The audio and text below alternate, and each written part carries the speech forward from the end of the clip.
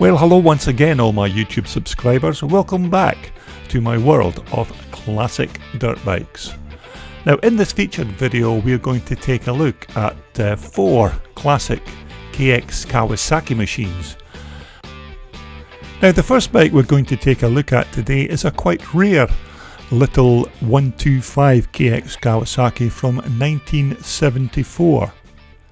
Now this little bike had been placed in storage for many years and was only recently unearthed, and these pictures and video were taken immediately after the bike was wheeled out from its many years of sitting in a barn.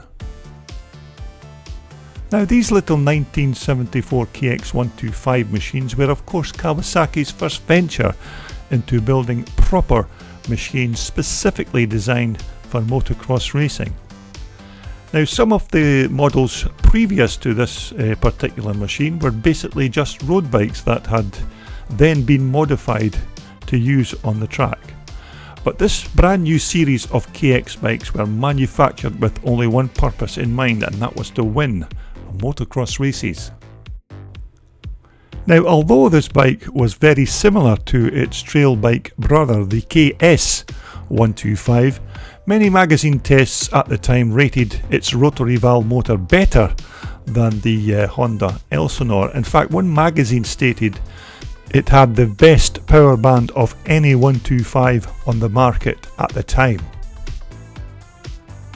Now of course these little 1974 KX 125 Kawasaki's did not have conventional rear induction systems in the cylinder. These little bikes incorporated this rotary disc valve system on the right hand side of the crankshaft. Now Kawasaki's theory was that these rotary valve motors were expected to outpower piston port designs of the time, yet the normally inducted Honda Elsinores had much more peak horsepower. Riders who used to race these bikes in 1974 continually went on about how you needed to take up tap dancing lessons to give your foot the speed it needed to keep this 6-speed gearbox in step with the engine. But anyway, this rotary valve air-cooled 125cc 2-stroke motor put out a claimed 22 horsepower and had loads of low-end power. Her bike that only weighed 178 pounds. But with inadequate rear suspension travel and just 6 inches of front fork travel, this bike was just not good enough on very rough tracks. But Kawasaki made this bike from 1974 to 1976 with very little changes during those 2 years, except for a very slight change of colour and graphics. Now our next featured machine is Lee Johnston's KX 250. Now it's a very nice machine, but as opposed to what year this particular bike is, I am unsure, but I'm positive that many of my YouTube subscribers will help me out by leaving comments in the appropriate section of this video. Now I came across Lee's bike as I was doing my paddock walkabouts at the 2018 Cumberland Grand National Scramble at Penrith of that year. Now I just thought it was a very nice machine, so decided just to shoot some video of the bike. Now I know there are parts on this machine that are not original to the Kawasaki, specifically those Fox air shocks that I can see on the rear. Nevertheless, it's still a very nice looking machine. Maybe a set of tank graphics may have helped to improve its aesthetic looks. Now as this bike has a speedometer drive fitted to the front hub, this tells me that this could possibly not be a standard fitting on this machine and could come from a similar road-going Kawasaki model.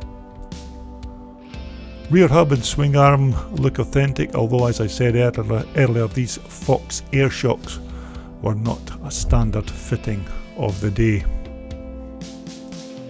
Nevertheless, it's still a very nice little Kawasaki KX 250, and Lee races this machine at many events in the south of England, and occasionally makes a long trip to race with the riders up here in Scotland. Now, I've seen Lee race this bike at various events during 2018, and believe me, it is a very fast machine on the track, and looks the part with Lee in the saddle. Now, these handlebars of course are not standard fitments for this Kawasaki, but who cares? It's Lee's personal machine. So there you have it, that's Lee Johnson's very nice little KX 250 Kawasaki. So that brings us quite nicely to our next featured Kawasaki model. This is Gary Canning's 1979 KX 250. Now, these 1979 machines were of course the last twin-shock Kawasaki KX model before they then changed to the A6 of 1980, with of course its radical monoshock Omnitrack linkage suspension setup. Now, this 1979 Kawasaki model is not a machine that is regularly seen on motocross tracks these days. Now, whether that is due to the availability or lack of spare parts, who knows, but many riders still say that the 1978 model was still a much better bike. Now, Gary's bike you see featured here is certainly not a garage queen that has been brought out for classic bike displays, etc. Gary's bike still bears a lot of the battle scars from previous motocross events, and this of course is certainly a well used machine. Now, back in the day, these Kawasaki KX 250s were said to have a much smoother and broader range of power, and certainly much more top end than its equivalent 79 CR250 Honda. Now, these 1979 KX 250 models had magnesium brake hubs on the front and rear, and if my memory serves me correctly, there was approximately 11 inches of rear travel on that rear wheel supplied by those twin shocks. Now, as to what type of shocks were fitted originally to these 79 KXs, I'm unsure, but Gary has a very nice pair of these high quality YSS piggyback shocks fitted to his particular machine. Of course, these 79 models were fitted with a 5-speed gearbox, and many famous riders rode these 250s back in the day, and one of the riders that spring to mind was of course American Brad Lackey, who had many successes riding these particular machines. Of course, these bikes had reed valve induction systems in the cylinder. Normally a 6-petal Boyson reed was used to do the job. Now, of course, as you can see, Gary has fitted a pair of nice bar risers just to improve the riding position on this KX. And as you can see, a better look at that Boyson reed valve with Kean flat slide carburetor. As I said earlier, this is not a showpiece bike.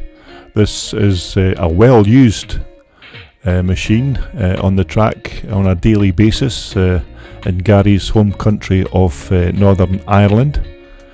Looks like it's still the original 79 exhaust on that particular bike. Now, of course, nobody's advocating that this bike is an original machine from 1979, but nevertheless, still a very nice looking bike.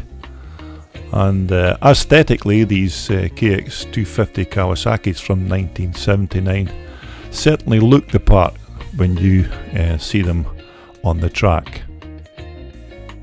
So there we have it, that's Gary's KX 250 from 1979, certainly not a garage queen, but an honest to goodness old-fashioned workhorse. And there we have Gary with his bike, a very proud KX 250 owner. Now, as mentioned earlier, that was the last of the twin shock KXs from 1979. We now move on to the very radical A6 KX 250 from 1980.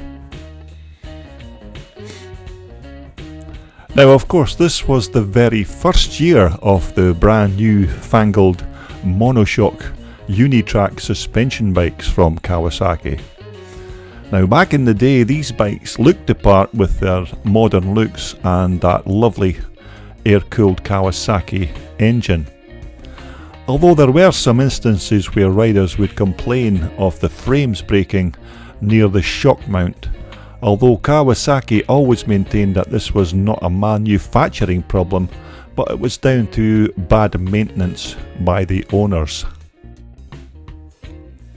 Now, of course, this radical brand new unitrack suspension system from Kawasaki didn't make every other type of motocross suspension system obsolete, but what it did do at the time was blaze a trail for the kind of evolution single shock systems that we have today. Now, this brand new suspension setup had a lot more parts that needed lubricated and tightened on a regular basis, as opposed to the older 1979 twin shock machines. Now, this KX 250 motor from 1980 was well proven and proved to be very reliable on the track and very powerful for a 250 two-stroke.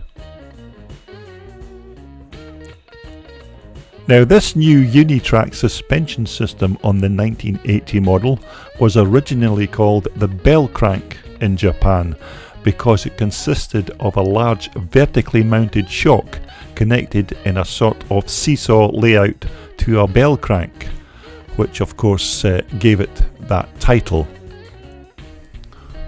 Now, of course, this featured model is not 100% original from 1980, but it still has the basics of the 1980 model with regards to the engine, chassis, fuel tank, wheels, swing arm and plastics. So that's a very brief look at the 1980 KX 250 Kawasaki. I hope you've enjoyed having a look at some of these very nice Kawasaki bikes, and if you'd like to see more, then please subscribe to my channel. This video was brought to you in association with VMX Magazine, the world's #1 publication for all your classic and vintage dirt bike motorcycles.